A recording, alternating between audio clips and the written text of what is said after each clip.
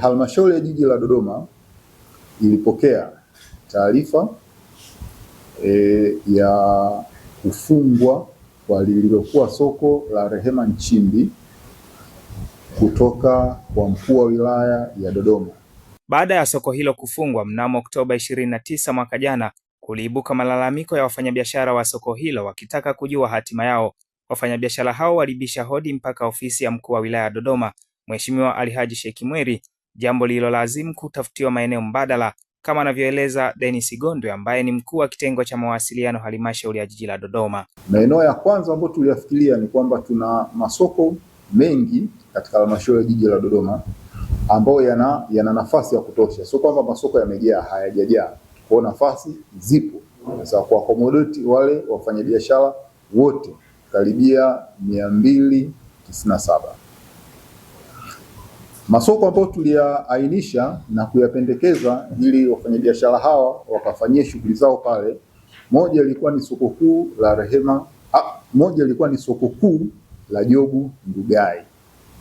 Soko la pili lilikuwa ni soko la Tambukareli, lakini pia tulikuwa na soko la Makole na soko la Kikuyu Kusini.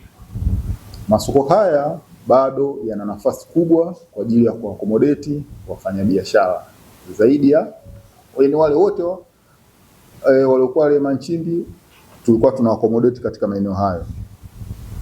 Lakini bahati mbaya wafanyabiashara hawa walikataa. Baada ya wafanyabiashara kukataa maeneo hayo, iliundwa kamati ya watu 19 ambapo 9 kutoka upande wa wafanyabiashara, 5 ofisi ya mkurugenzi na 4 kutoka ofisi ya mkuu wa wilaya. Kwa pamoja wajumbe wa kamati walikubaliana kuteua eneo la Umonga lililopo mtaa wa Kitenge, kata ya Majengo, kuwahamisha wafanyabiashara hao, lakini hadi sasa mchakato umesimama. Halmashauri ya Jiji la Dodoma tarehe 24 Aprili iliwaandikia barua viongozi wa wafanyabiashara hao ya wito wa kuja sasa kupitia rasimu au mapendekezo ya hiyo mikataba ambayo itawafanya wao wakae pale kwa uhalali. Na kikao kilifanyika tarehe 27 mwezi Aprili mwaka 2026. Lakini ndugu waandishi wa habari, katika kikao hicho, ukiacha ajenda ambayo ilikuwa ni kupitia rasimu ya hiyo mikataba, huo mkataba, hawa wenzetu wafanyabiashara walikataa hiyo ajenda. Kwa hiyo haikujadiliwa. Badala yake waliwasilisha hoja ambazo ni mpya kwa tarehe hiyo. Walitaka ongezeko la wafanyabiashara.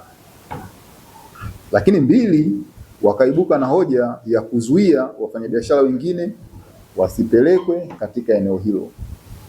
Na dhamira ya serikali ni kuwatengenezea wafanyabiashara mazingira ambayo ni rafiki na ambayo yanafikika na yenye mvuto wa kibiashara. Kama wao tumeweza kutoka kule Rehema Nchimbi kuja Umonga, kwa nini wengine wenye changamoto kama hizo wasipate fursa ya kufanya biashara katika eneo hile? Lakini hoja nyingine ilikuwa ni ya fidia, kwamba wenzetu wanasema wanadai fidia, kufidiwa kwa hali ngumu waliopata wakidai kukosa kufanya biashara tangia kipindi ambacho soko la Rehema Nchimbi lilifungwa.